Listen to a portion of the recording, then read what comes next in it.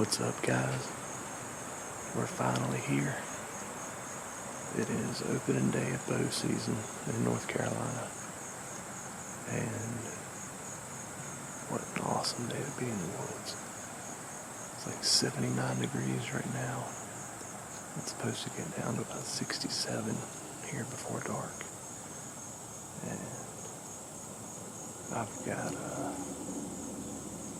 2 shooters coming to my food plot out here, and one of them's coming every day between 5 and 6 o'clock. So typically we start seeing deer around 4:15, 4:30 on this particular plot. I got here at 2 today to try and beat the deer here, and still jumped a 9-pointer off of the corn. So what are you gonna do about it, you know? But I do want to take a moment to pay my respects to the people who lost their lives today. Today is September 11th, so albeit a glorious day to be in the woods, it's also very sad for a lot of people. And so, take time to enjoy the outdoors, to enjoy your loved ones, and make memories while you can, because you never know when that last day is going to come. So we're going to sit tight and stay quiet, and should start seeing deer here in probably 30-45 minutes. Hopefully we shoot about that same amount of time. So, alright, welcome to Season 3, Beyond the Mountain.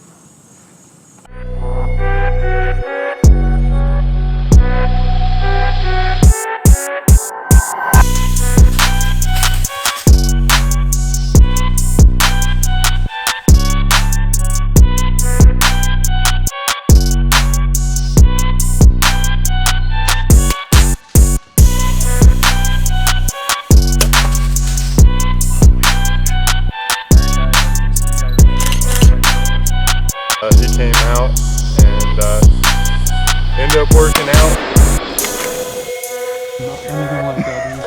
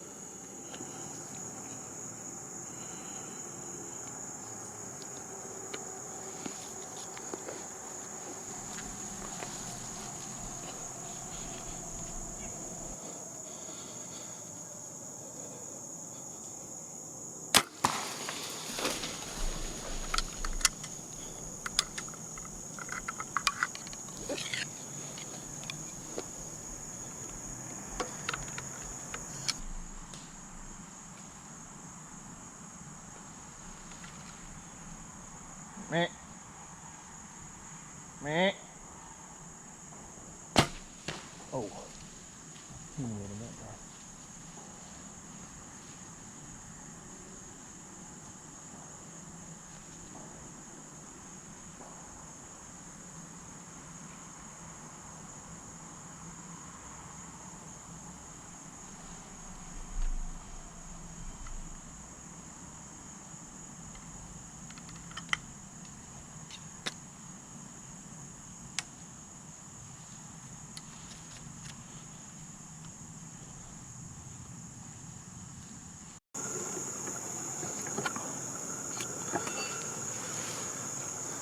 Well, guys. Oh man, some days you just don't understand it. Target buck comes in right on schedule. Knew he'd be here sometime between 5 and 6. The latest I've had him on camera 6:15. And he comes in right where I want him to. Circles around down the corn pile. 19 yards. And I can't explain it. But I hit him back. And I really didn't understand how I hit him back. Because when I shot, I thought I'd smoked him. Just really kind of dumbfounded me. And he circles and he just kind of stayed right on the corn. And he goes and he bends down. And he's just laying there bleeding. I can see blood coming out of him. And so I stayed ready and tried to keep the camera on, but unfortunately I couldn't tell where I hit him. So I stopped the footage to look at the shot because he was laying there not doing anything. I saw I'd hit him kind of back in maybe like the liver, back in the guts. And I looked up and he was standing up and walking off. And so I'd already knocked another arrow. I stood up and drew, grunted and stopped him. And it was 34 yards and I freaking pinwheeled him on that shot. So how I drill him on the far one and not the short one, I have no idea. But I saw him run back off in the woods. I saw him kind of stumble a little bit. I'm pretty sure I heard him crash. I'm going to give him a little bit. You can see both of my arrows are actually, both of my luminox are still. That's the first shot. Way back there's the second shot, and then he ran straight off into there and back through this little gap right over in this area. I saw him kind of stumble and fall. So we'll call the boys, call Dad, call Eric, and talk about a game plan, see where we want to go. It's been about an hour and a half, hour and 45 minutes since the shot. Like I said, I was pretty short. I saw him start stumbling, but then I'm pretty positive I heard him crash. I haven't had any more deer come through here. We've got about 30 minutes left till eagle shooting light. I'm going to go ahead and get down, check out my arrows, check out where he bedded, and let the arrows tell the story of what we decided to go from here. But stick with us and see if we can get on this blood trail.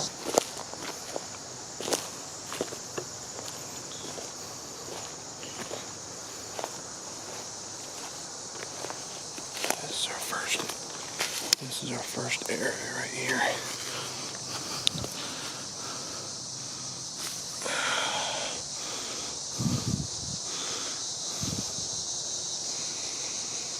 Good blood.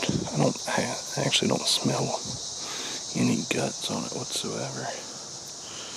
So that's a good sign.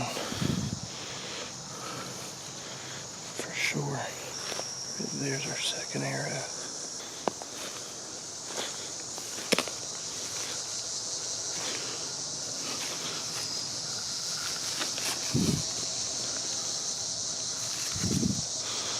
Oh yeah, that one's covered in blood.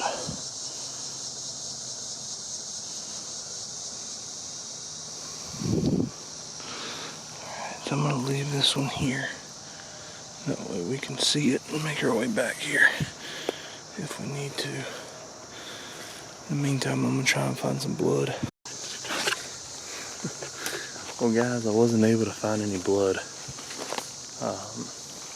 I was just walking this trail thinking, you know, pretty sure I saw him run back in this direction. And sorry, you're probably too close. I didn't find any blood and thought, you know, I thought I saw him run back in this direction, so I'm just gonna walk back here and see what I can see. You can see my last arrow right there, that knock sticking up. You can actually see my tree right there. And then if you turn and look right there, see if I can get on this baby to focus for you. You can see a belly and tine sticking up.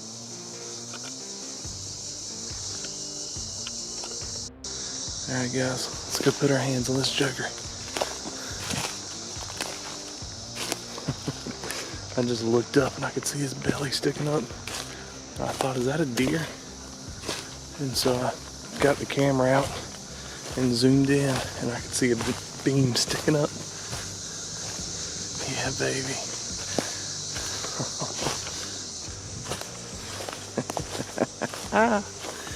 North Carolina, baby. September 1st. He gone. Oh my God, it's a big body deer, dude. Good gracious me. Oh man. Yeah, baby. Yeah, baby. Well, boys, here we are.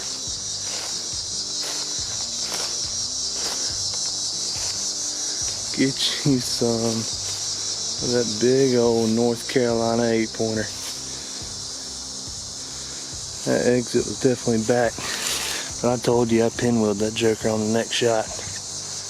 Oh man, what a good deer. I'm gonna try and drag him out here to the field, get him off this state park out here. And I contacted the game warden, let her know he came this way, and she told me to go ahead and grab him if I could see him. So try and drag him up here to the field and do a little interview with him.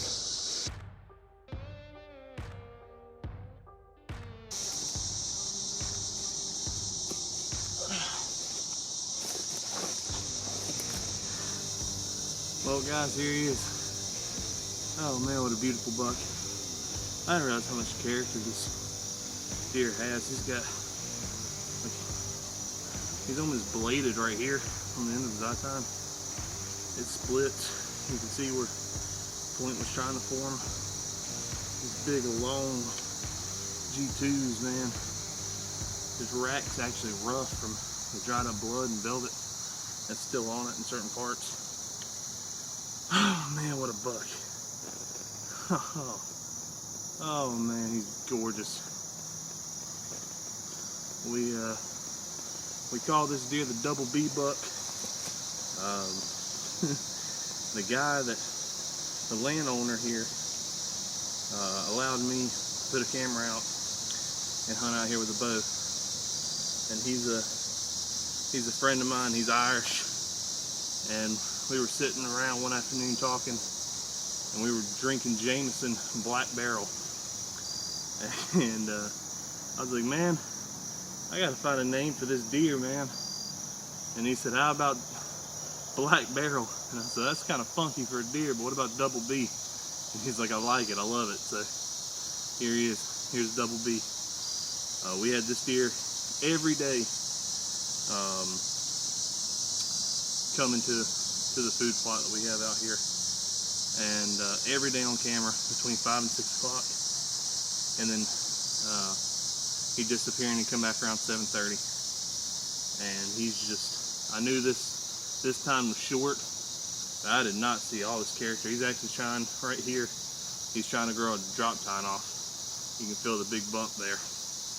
And just a big North Carolina buck, man. I couldn't be happier.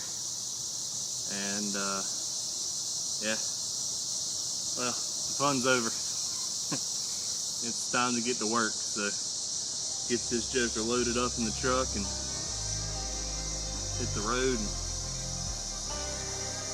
get them all gutted and taken care of, and have a new little decoration to add to the house. Thank you guys so much for watching season 3 of Beyond the Mount. It's been an awesome first day, and we couldn't do what we do if it wasn't for all the viewers and people that watch us. So we appreciate y'all, and until next time, have a good one.